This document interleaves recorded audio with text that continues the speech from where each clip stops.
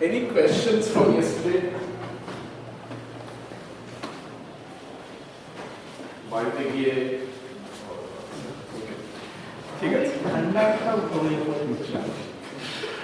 Okay, so what I plan to do today is, before I go through the tutorials, I just wanted to quickly go over some of the basics that you require to understand how you do gravitational wave, like searches and the parameter estimation from gravitational data. So before we, so these are the main goals that we had. But so as I mentioned yesterday, what gravitational waves are these ripples in the space-time, which, as you heard today, caused by this rapidly accelerating mass distributions. And these are also similar to electromagnetic waves. These are transverse waves which propagate at the speed of light. So this can also be calculated, which I showed yesterday. And they carry these two polarization states. Right? So, as I mentioned yesterday, what it does, it stretches or squeezes you in one direction or in 45 angles to it. Right.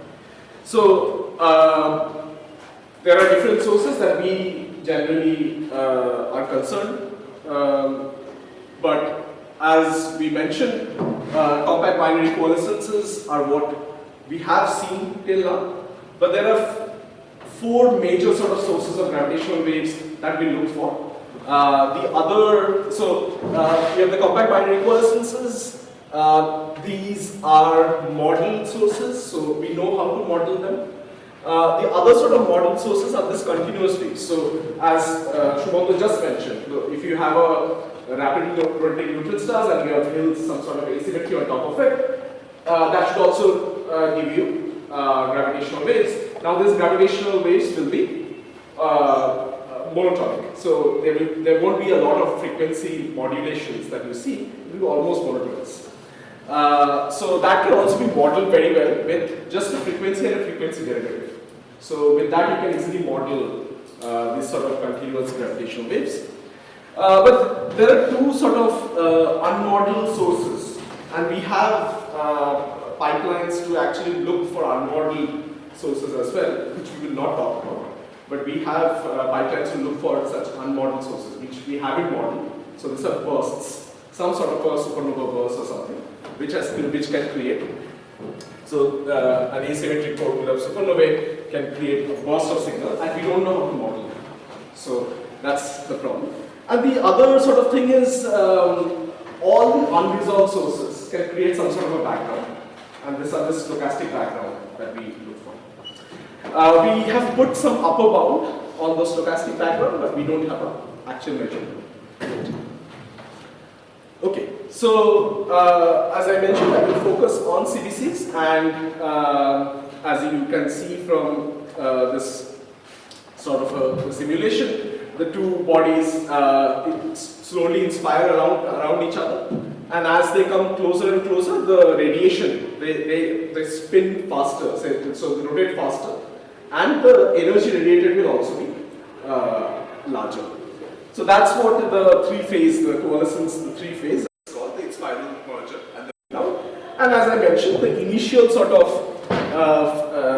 the inspiral can be modeled by analytical or semi-analytical methods from this Newtonian or post-Newtonian sort of formalism.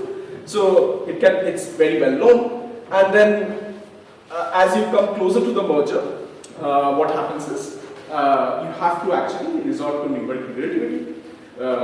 Because the sort of adiabatic approximation breaks down, and you can't you can't just rely on the sort of higher order corrections that you add in. So, and the rest, which after the merger, what is left is the ring down part of the signal, which Shumanto was supposed to talk about but couldn't because of lack of time, which is unfortunate. And you can model it through what is known as black propagation theory through quasi-harmonics. Okay, so we know the signal, and this is very important. When we actually search for the signal, knowing how it looks like is very important. So that's what I'm going to talk about. So this is important because this is the first observation which happened, which is GW5114. I'm sure most of you now know what the naming convention is, but GW stands for gravitational wave. 15 is the year when it was observed, 2015. 09 is the month, so September, and 14 is the date. So it was observed on 14th of September 2015. As you will see in the tutorials, now the names have increased just because we are now observing multiple events on the same, on any day. We are observing multiple events. So now what we do is we also add in the time of observation. So it's now say GW year, month, date, underscore RR, minute, second, where is the UTC time of the particular event when it was observed. Okay, but just to say what you're looking at here, this is again what we will observe. This is essentially your strain data, but this has been massaged, and that's why it looks like this. Generally, when you will see the data, it doesn't look so nice. And we will go through the entire process during the tutorial, how to go from the actual data to this and find the signal. But anyway, these are the two strain data from Hanford. H1 stands for Hanford, L1 stands for Livingston. Again, H1, Y1 is because Hanford initially had two detectors, H1 and 2. The second detector will come to India. Okay? So that's why the naming convention remained like H1, L1, V1 for Virgo. Indian sort of, when it will come, it will be called A1. And you can simulate, you can always simulate signals, and in the sort of pipelines that we will use, the LIGO India is called A1 because it will come up in a place called Aunda in Maharashtra. Right, so what you see is the Hanford, the strain of 1509-14 strain data from Hanford. On the other side, you see the one from Livingston, but you also, what you see is the Hanford one being shifted and put on top of the Livingston strain. Okay? The only thing is, the two detectors are out of phase, so they reverse it. It's not just shifting it, they reverse it. What do I really mean by shifting? So Hanford is in Washington state, which is in the northwest, and Livingston is Louisiana, which is in the southeast. So the light travel time between, and now you know that gravitational waves travel at the speed of light. So the light travel time between, say, Hanford to Louisiana is around 10 milliseconds. Okay? So you shift the data. So that's why it's written observed, H1 observed, shifted, inverted. Is because you shift the data, and invert because they are just opposite to each other. Okay? And now you can see that, and this is something that we do check to verify that an event, that a particular candidate event is actually an event. What we do is we check whether the same event can be found in multiple detectors or not. Okay? Because you can suddenly get a trigger. But that can be from some noise triggers. And someone mentioned this, like mostly it's noise. So you can get some noise trigger which might look like a signal. But the same noise cannot be present in two different detectors at the same point of time. Right? So that's why we try to see this thing which is called a coincidence sort of test. Right? And you can see that, okay, the inspiral might be, it's not overlapping very well. And as I mentioned, what we look for is the chirp, where it merges, right? And as you can see, as you go closer and closer to the merger, the phases match very well. So you know that these are the two signals from two different detectors. And now you can almost surely say like, okay, I found two sort of triggers which are matching, overlapping quite well. So this is an astrophysical signal. This can't be like a noise trigger. Right? Okay. And the next set of plots show you that, okay, how well my model can, how well my knowledge can, of the waveform can model the signal very well. And this is what it shows from numerical relativity. So it models the waveform quite well. And these are the other sort of search pipelines that I was talking about. The reconstructed wavelet one is the unmodeled search, which we will not talk about. And the reconstructed template one is the modeled search, which we will talk about. So we generate templates, and we see that the template that matched very well to this particular signal actually matches quite well. Okay. And somebody was talking about residual yesterday. So if you take the signal and you subtract the template out of the signal, what you are left with is just the residual noise, and it's consistent with noise. Right? And I was talking about the spectrogram yesterday, how it looks like in a frequency time sort of plot. And we don't call it a spectrogram, we call it a Q-scan. And I will tell you why, because it's not just a time and frequency and time. There's another sort of another axis which is present here, which is hidden. And this is called the quality factor, which helps you to see the signal very well. It just helps you with the resolution. So you can't have enough time frequency sort of parameter space. You can't have just uniform grid to see different signals, because different signals have different frequency spectrum, have different duration time. So you need to have different resolutions to see these signals. So this is called the quality factor, and I will describe this later. It's in the slide system. But what you can see is this ramp up. And this is what I was plotting yesterday.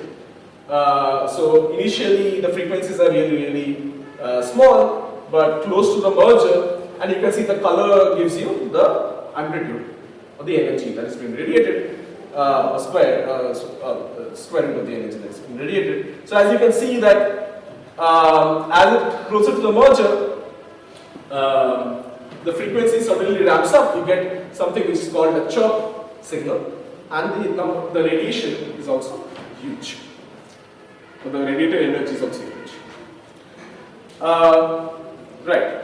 And you can actually hear the signals. I haven't, this is not part of my slide, but you can see. So this is what a Q transform is. So as I was mentioning, in the time frequency sort of parameter space, what you want is the grid to have different sort of resolutions. And this quality factor, or Q, is given by the F naught over delta F, where delta F is your band, the frequency band over which a spectrum or a signal will show. So as you can imagine, a neutron star is really long. In duration it's really long, but the frequency, the spectrum, is going to be very small. So it's going to be it's going to be there for a long period of time in the frequency, and suddenly it will go up. So the frequency band is going to be really small. Compared to a very, say, high mass system, it's going to be extremely short, but the band is going to be huge, delta F.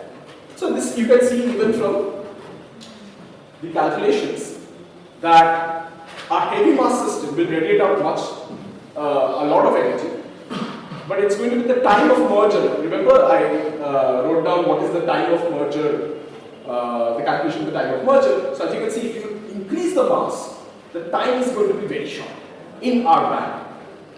So if you remember, we have a starting frequency. Say I put a frequency of 10 Hertz. Between 10 Hertz and whatever 1000 Hertz, my time will be really small for a heavy mass system. But it's going to be loud. So delta F is going to be large. So my Q is going to be smaller for a heavy mass system. But for a neutron star, and this is what we will show in the tutorials, we choose a higher value of Q. So we choose a range of Q which is on the higher values for a neutron star. And so you can imagine this to be different such spectrograms. For different values of Q, you get different spectrograms. Add them up, and you should see this profile very well. Now for a heavy mass system, you choose Q value which is smaller, because you can't exactly know the exact value of Q. So you choose a range of Q. Okay?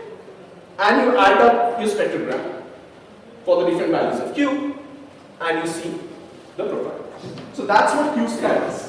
So whatever we will show or we will see is not a spectrogram, but a Q scan or a Q transform or something else which I forgot. But that's what I mean when I say spectrogram. Okay.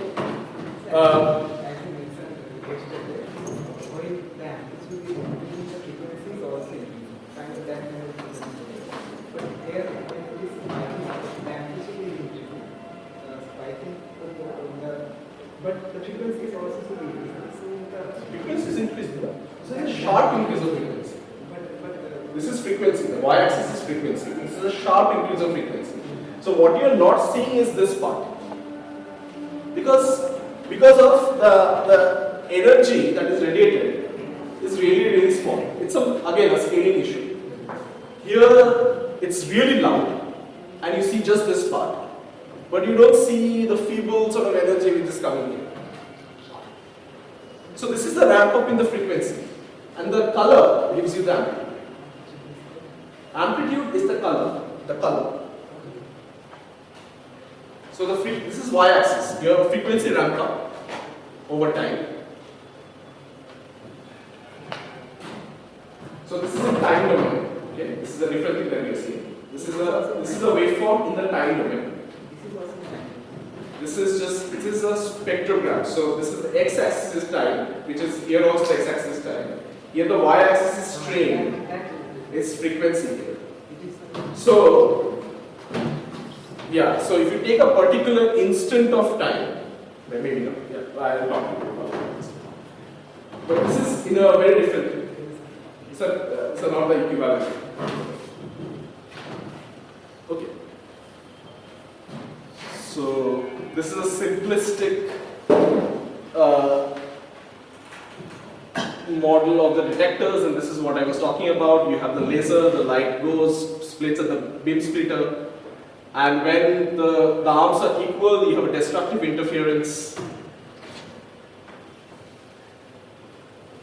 So it's the two mirrors at the end, comes back.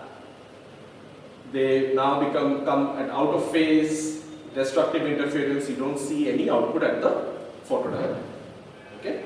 But now, if a gravitational wave passes through it, the arm starts moving, and now you see output at the photodiode. Now, what we do is this electric pulses, we convert them. Our calibration loops converts them. From here, what you get is some data, strain as a function of time. Okay, these are the different detectors. As I mentioned, Hanford, LIGO detectors at Hanford in Washington, Livingston in Louisiana. Then you have the Virgo detector in Pisa, the Kagra detector in Japan. There's a smaller sort of detector where we test, where the people in the instrumentation group, they test whatever needs to be implemented in the bigger detectors. This is the Geo 600 detector in Germany, and the LIGO detector which will come up in India. So this total thing is called the International Gravitational Wave Network. Right. So yeah, so this is what will come out of the detector once the calibration is done. What we get is strain as a function of time, and that's basically your delta L over L. Okay. And as you can, this is just a cartoon to show that the arms change, and correspondingly you will get the strain. Okay, so this is what you get, my data, okay, and if you are lucky, you have a signal which is embedded inside the data. So my data, and I will talk about this extensively later, my data is considered to be stationary and colored Gaussian. That's an approximation that we take. That's an approximation is because of the fact that it's definitely not stationary. There are a lot of noise glitches which happen, and so we can't say that it's stationary over time. But we have another big group which works, which is the detector characterization group, which works to get rid or mitigate this sort of glitches, the noise glitches which happen. So we can, as a person who uses the data after all this processing, I can approximate it to be stationary and Gaussian. I will talk about what Gaussian is, but at least I can take it to be stationary. Okay? And you have the signal, and as I mentioned, the signals are model if it's a binary black hole, and if it's a quasi-circular binary black hole. By that I mean, by the time the binaries come into our detector band, it's almost very close to each other. We see the last few cycles of the inspiral, and by that time, even if initially the binaries had some initial eccentricity, by the time it reaches our band, it has almost circularized. Okay? So we do not take into account of eccentricity. So that's why if it's a quasi-circular waveform model, then for a binary black hole, it can be modeled very well by 15 parameters. And I talked about those 15 parameters, I will talk about it later. If it's a binary neutron star, it's modeled by 17 parameters. And that's what you see here. And I also mentioned, oh, you have the two polarization, but you also have the projections of that on the individual detectors, and these are given by the antenna pattern function. This depends on the sky position, the RA deck, and the polarization angle. You have a question? Sure? Okay. So this is what my data is. So it's mostly noise, but if you're lucky, you might have a signal. And the job is to pick out the signal out of this very noisy data.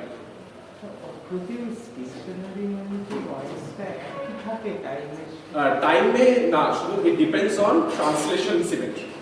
But atypicity, if you take a Fourier transform, the noise becomes uncorrelated at different points, and this is what is important. I will talk about this. But time domain, it has a translation symmetry.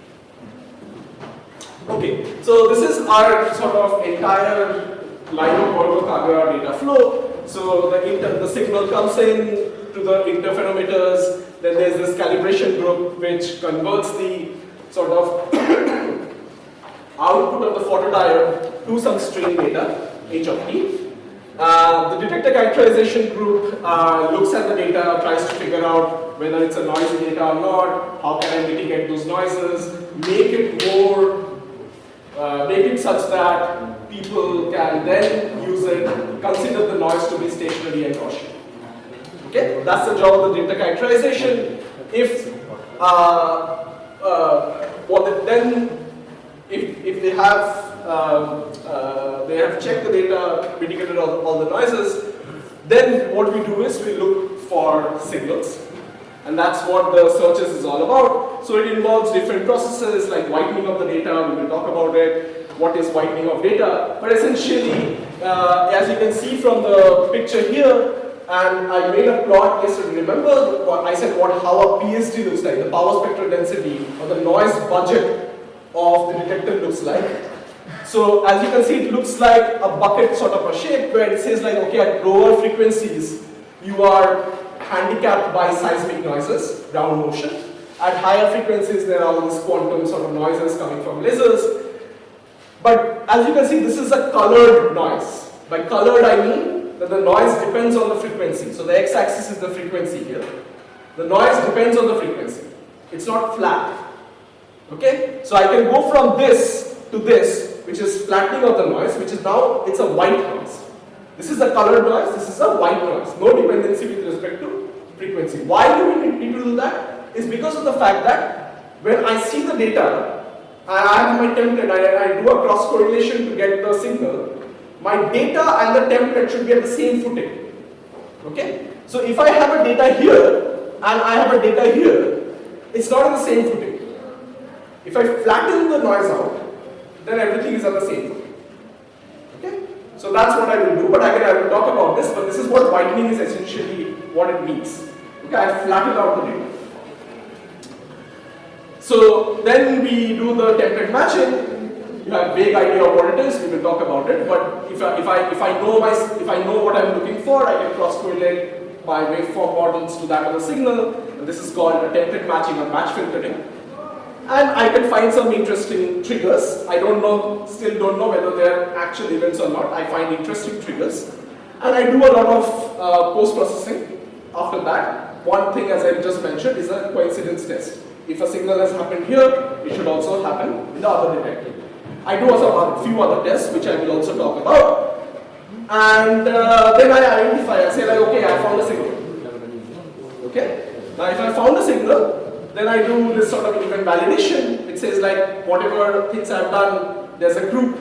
So we actually check whether whatever tick marks that we had to give, the check marks that we had, have we ticked all the boxes or not? And we say like, okay, it's actually an event. And we put this out for, we put out a public sort of notification that we have found an event with this sort of masses. Is it a binary neutral star? Is it a binary black hole? Is it a neutral star black hole? If it's a binary neutral star black hole, maybe the our sort of colleagues in the electromagnetic who are more interested in the electromagnetic sort of spectrum will be interested to point the telescopes in that particular direction, in the sky patch that we have, where we have found the particular event. We don't really do very well in terms of sky localization. Our detectors are very good at hearing, not at seeing. So we don't do very good in terms of sky localization, which the sort of electromagnetic sort of telescopes do, right? And that's why we need more and more detectors. How we localize? We localize through triangulation method. So if we have two detectors, okay, we get a broad sort of patch on the sky. Okay? If you have three detectors, maybe a circle on the sky.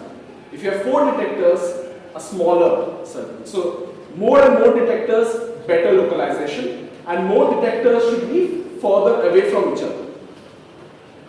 Right? So then you have a better localization. That's why we need LIGO India for a better localization of the signals that we are detecting. Okay, so once we have found the signal, then we want to know everything about that signal. And that is what parameter estimation is. Okay, we have found the signal, we know, okay, in this particular range, this few seconds of data, I take the few seconds of data around the signal, and I do everything. I want to see what are the spins of the signal.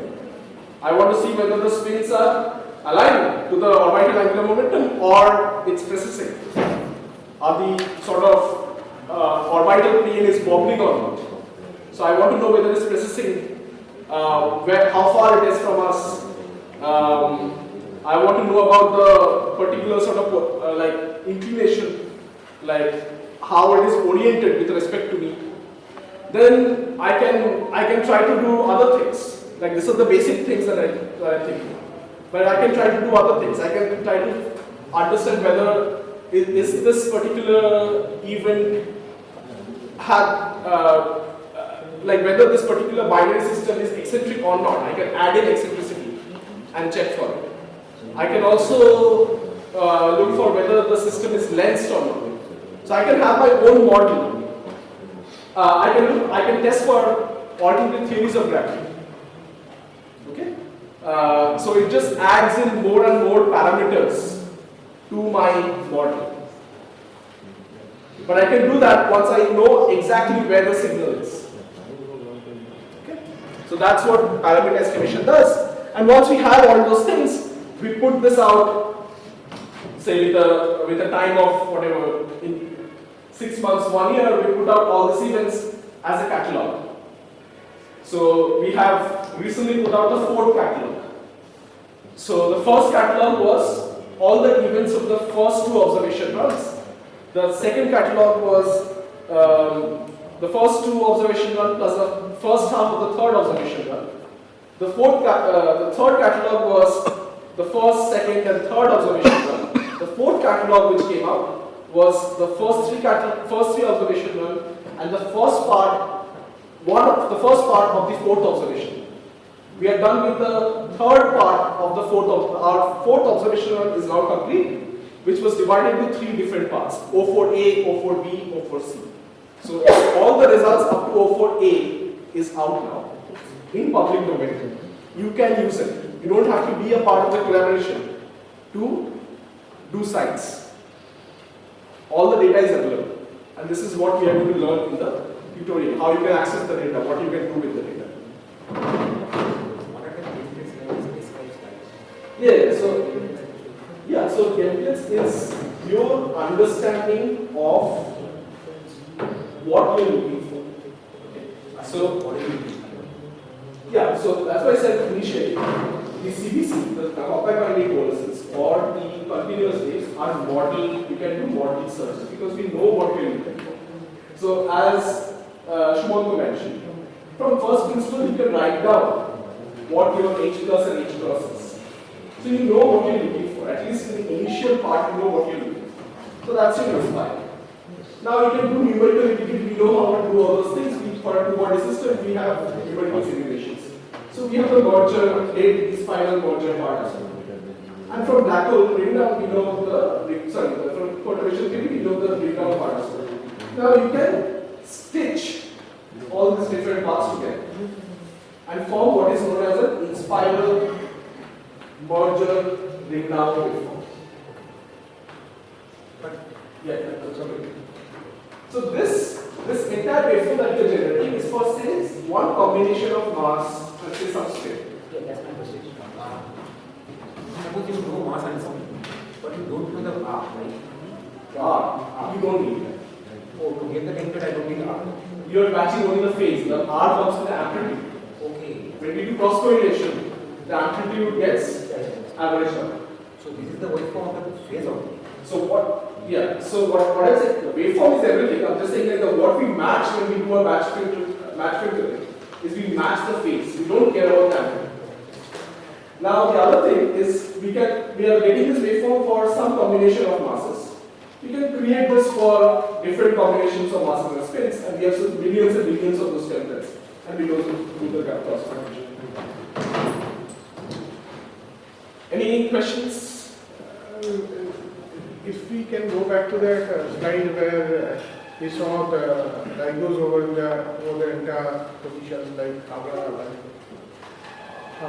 Is there any reason that all of them are above the equator? No. So, like India was not supposed to be like India, it was supposed to be like Australia. But things happened, and it's now India. So, it would have been better if it's something, if we have a detector in the southern hemisphere. So, right now, I just learned a few days back that even Brazil is trying to put up a detector in the southern hemisphere. So, no, there's no particular. Is it just because of the money or? So it was initially went to Australia, but then something happened there, so they could not.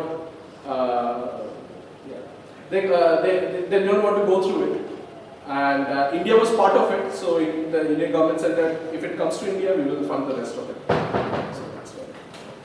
Another question I want to ask. This might be a very silly question, but for example, previously whenever telescope, we used to collect the light rays, After collecting the light rays, it's a spectrometric analysis. By virtue of that, we could actually collect the data. So right now, instead of you're talking about when you're using spectroscopy, you're talking about optical. But there are also radio. So right now we are actually focusing on gravitational waves. So is there any better characteristics that we might get with the help of gravitational waves? Because gravitational waves are also traveling in the speed of light. So we could collect actually the signals in similar fashion, similar manner. But is there any special effects? So firstly, we are focusing by that some of us are focusing. It's not like the entire astronomical community is focusing on gravity. Is there any? I understood coming to it.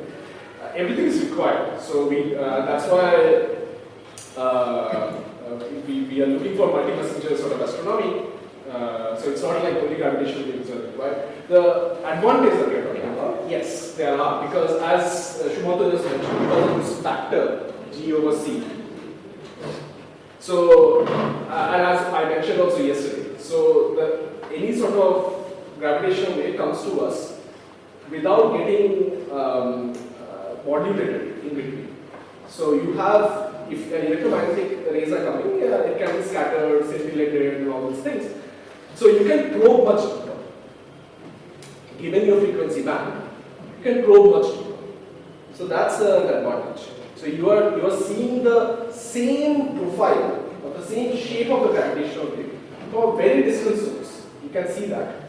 Depending on the sensitivity of the detector, you can see something from a very distant source without it getting modulated. The only thing that can do it, as I mentioned, may be gravitation, let's say. But apart from that, there's hardly anything which But if any massive object is there which is symmetry, then gravitational wave. What is symmetry? Nothing is symmetric. Symmetry is a myth. Anyway, let's go ahead. Any other questions? If not, let's. Okay, so we will. I don't want to spend a lot of time here, but we will. This is what we are going to do. That's the only thing is this particular URL, gosk.org, which is Gravitational Wave Open Science Center. You can get all the data here. Okay, you can download the data. But this is, you can go to this particular website, look around. There are a lot of things that you can see here. Not just the data, you will find all the different sort of pipelines that we use. Like there are different applications that we use, so you can see all those things. But in terms of downloading the data, you can in principle download from the website, but we will use some Python client to learn how to do this downloading. We will use API to download the data directly using Python. So we will learn all those things. So, but this is a place where you can go and this is the landing page for everything. You can go to different places from here. So the tutorials that we will also work on, you can find it from here. Okay. I don't want to spend a lot of time here, but as I mentioned, like you can go to click on get data, click on download, and see all the data sets which are available. So you have the different sort of observation data sets. You have also the large data sets, which is not just one particular observation, but the entire thing. You give a particular GPS time. GPS basically means global position in time. It's a number of seconds that has passed after Jan 6th of 1980. And when we say time, we basically mention as the GPS time or the GPS second. Like, oh, a particular event has merged at this particular GPS time. So you can do all those things. What I wanted to focus on is the data, as I mentioned yesterday, is sampled at 16 kilohertz. So in 1 second, you have 16,384 sort of samples. This is too much. We don't really require it. So what we have is the data can be downloaded not just at 16 kilohertz, but also downsampled at 4 kilohertz. Okay, so all this data is available. And these are not very important, you can read it, I'll share the slides, but these are the different observations, when it happened, blah blah blah, so it's not important. Now, now if you click on any one of these events, okay, so this is, you can't see this very well, but this is the 16 kilohertz data. If you just click on it, what you will see is this sort of page where it will tell you, okay, I have the data which is in this two different frame formats or this file formats. Frame is a file format that we use in the collaboration. It's called a gravitational GWF, which is a gravitational wave frame format. But you might be more used to this HDF file formats. Each of the files is of 4096 seconds. Now, the last sort of column, what it tells you is it's not like the detector is on all the time. Okay, there might be some issues. Frequent sort of earthquakes in Hawaii is going to what it does is the detector loses what is called the lock condition. So all the detectors are stabilized in a particular configuration and it's locked in that configuration. But if you have a lot of vibrations, then it loses the lock. It's called lock loss. Okay, and you have to spend some time to again bring it back to that lock configuration. So it's not like it's always on, and this percentage is going to tell you out of the 4096 seconds, what's the percentage that it's actually on. Okay, So that's the number that you see at the end. Yeah, also the large data sets, there's a way to download all those things. I don't think it's important here. We will download these things using Python. So let's move on. The event catalog. You can see the different events which are present here for the different catalogs. I told you what is GWTC. GWTC is Gravitational Wave Transient Catalog. There are different catalogs which we have put out, corresponds to events from different observations. Okay, that's it. Now if you click on any one of these events, what you will see is this sort of a page which will tell you light take off light off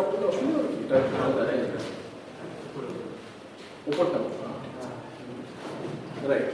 So if you click on any one of these events, what will show are some data for that particular event. It will tell you what are the different search pipelines which were used to observe the data, what are, and you can download those files as well. It will also give you the data from the parameter estimation, the posteriors on the different parameters. You can do it on your own, but you can, if you don't want to do it, you can just, if you just want to download it. For example, I don't want to really run a parameter estimation. I just want to know what is the median value of the masses. Because I am not a data analyst, I want to do like theory, pure theory. But I just want to know what is the median value of the masses. So I download the data and figure out, oh, this is a posterior, so there are samples. So I find out what is the median value of the samples. And with that I do my science. Okay? But if you want to do your own analysis, you have the data to do your own analysis. You have a question. Yes, sir. Means someone has done it and the collaboration is done. Part and someone has done the Bayesian part and uploaded over there. Yeah, so the collaboration does all those things. So this is what the catalog, the collaboration does the search, the collaboration does the parameter estimation for different waveform models, and they put it out. Say like we have taken this 2 or 3 important waveform models that we know of, and we have put out the samples. So you can take the samples and use it, or you can do your own. Because you also have the data. So you can take the data and do your own parameter estimation, or you can take the posterior samples and get the whatever values you are interested in, get the values and do your thing. It's almost similar to uploading in GitHub, like upload things in GitHub. So yeah, it's like that. So this is uploaded in Zenodo. We upload all those things in Zenodo. Okay. So you can also query. People who have worked on pulsar data knows about this ADNF catalog. So then also you can then query like, oh, I want masses between this range. I want events at this particular luminosity distance. So you can query for all those things and also find events accordingly. Right. So if you say that, oh, I want from a particular run, which is O3B, second half of the third observation run, and I want data between particular GPS time, I will tell you like what is really available. So as you can see, it's not entirely red or entirely blue, okay? Which essentially means, so this is the strain data from different detectors. And the gaps basically show you that it was not on all the time. So that's what, so if you want to take a range of data around the GPS time, you want to take a range where it is on. It is mostly on. Right. Okay. Really, this is the resolution is really bad. So you can click on this, and there's something which is called web apps. So it will show you all the different apps that we use, and this is quite nice. You can there's this app called GW Data Plotter, which will plot the data for you. If you don't know how to plot using Python or something else, this is going to plot the data for you. So this is quite nice. There are some interactive applications as well, so you can try to, if you are interested, you can look around. One other thing that I wanted to talk about is this Gravity Spy, which is an application which tells you, it will help you to recognize different sort of noise glitches. So whether this is a blip glitch or tomte glitch, you can identify them. How it helps us? We use this for our machine learning sort of pipelines to identify glitches in our data. So you help us in training the data. Okay, and the last thing is the different software libraries which are available, which we use. Some of these libraries we are going to use it in our tutorials. But the major ones are called the PyCBC, which is here, which is the Python compact binary coalescence, which we will use for searches. For parameter estimation, we will use Bilby. Now again, Bilby is a software where you can use it for any sort of Bayesian analysis. It has nothing to do with gravitational waves. There are special packages for gravitational waves, but you can do it for any work that you are doing in your life. Any MCMC or nested sampling that you want, you can do it using Bilby. It's very powerful, so if you are interested, you should use it. There are other applications, you can look at it. And the last thing is this Wave API, which we will use to connect to GOST to download data using Python. Okay. Tutorials, we will look at this particular tutorial when we will actually go through the tutorial, but as I said, this is the landing page. GOST is the landing page for everything. If you want the tutorials, you can also get the tutorials from here. Anyway, we have some time, so, or we don't.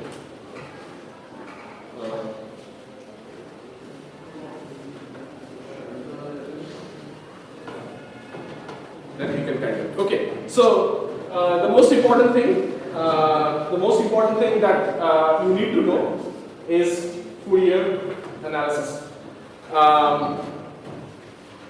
Because mostly what we will do is not in the time domain but in the frequency.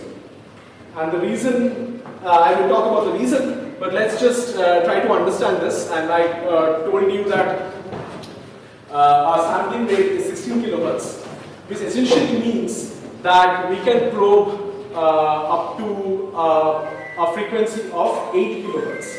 Okay? So anybody, I don't know if anybody from here has done any sort of any course on data processing, everything is actually the same. So there is something which is called a Nyquist frequency, which is the maximum frequency that you can probe given your sampling rate. So if your sampling rate is 16 kilohertz, you can't go more than half of it. Why that is the case? And this is the plot which shows you, or this is the diagram which tells you that you need at least 2 points to understand the curve or sinusoidal curve. So you need at least 2 samples for that. So you can't go up to a frequency which is more than half the sampling rate of your detector. Right? Now I don't need, so if it's a 16 kilohertz, I can go up to 4 kilohertz. My detector is really not sensitive to 4 kilohertz, so I really don't need it. So it's okay to downsample it to 4 kilohertz, which means I'm going up to 2 kilohertz. My highest frequency is 2 kilohertz, which is enough for what we are doing. So that's what we should do here.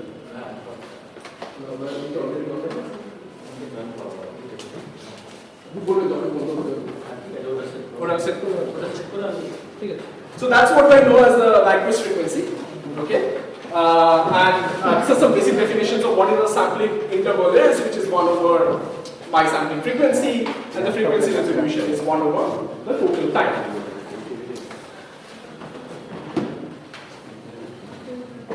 Yeah, so what we do here is, because we have to take a Fourier transform, what we do is in Python we use something which will help us to do a discrete Fourier transform, because we have a discrete set of data.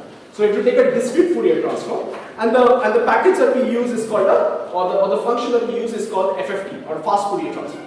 This is what we will use. Just one thing, okay, this is where it comes in. The one thing that you have to, if you remember, if you want to take a Fourier transform for discrete data, you have to make sure that the data is cyclic or continuous. Okay? Now if you take a patch of data, it's not continuous. If you look at the two ends, it's not continuous. So what we do is something which is called a windowing operator. So we use a function, we attach a function to the two ends of the data so that it slowly goes to 0 at that end. Okay? And this is what we have done to the data here. and we will do it in the tutorial as well. So we take the data, we window the data so that it becomes 0 at the two ends. So now it's continuous, and then we can take a Fourier transform, or else we can't. Because anybody can tell me what is the Fourier transform of a delta function?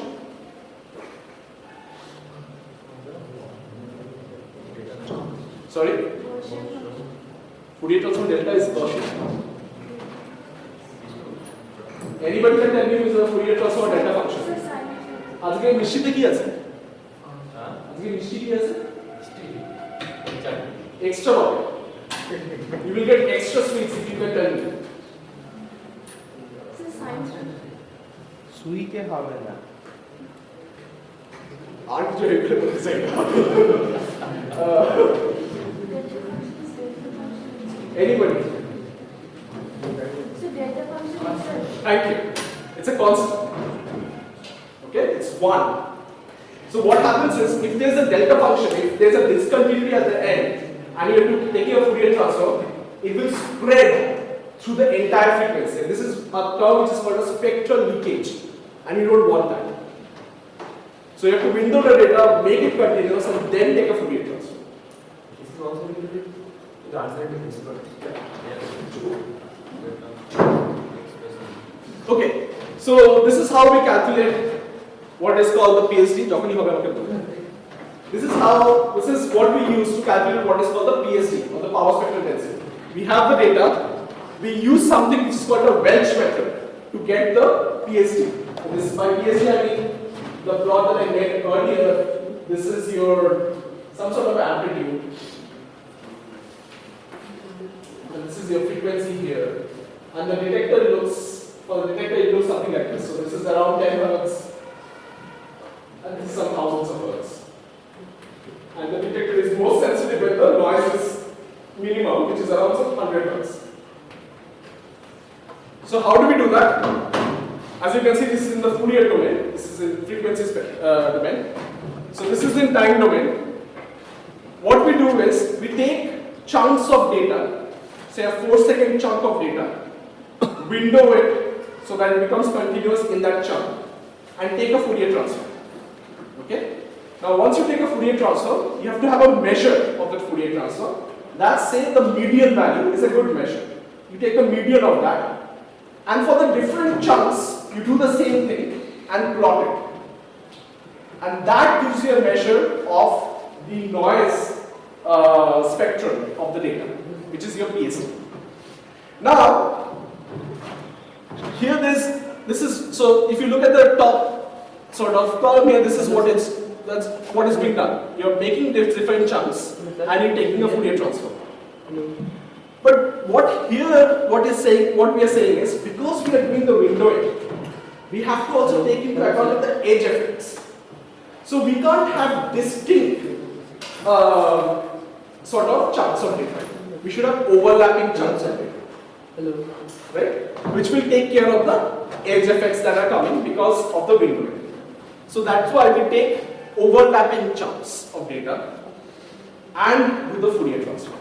So if you do that, what you get is this. And we will also do this during the tutorial.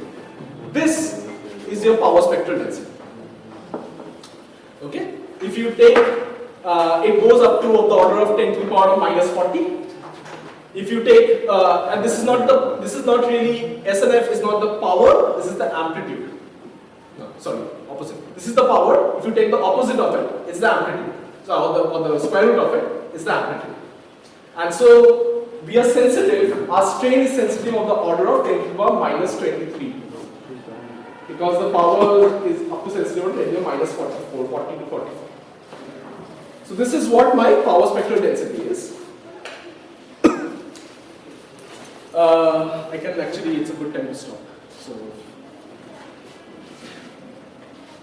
is that okay?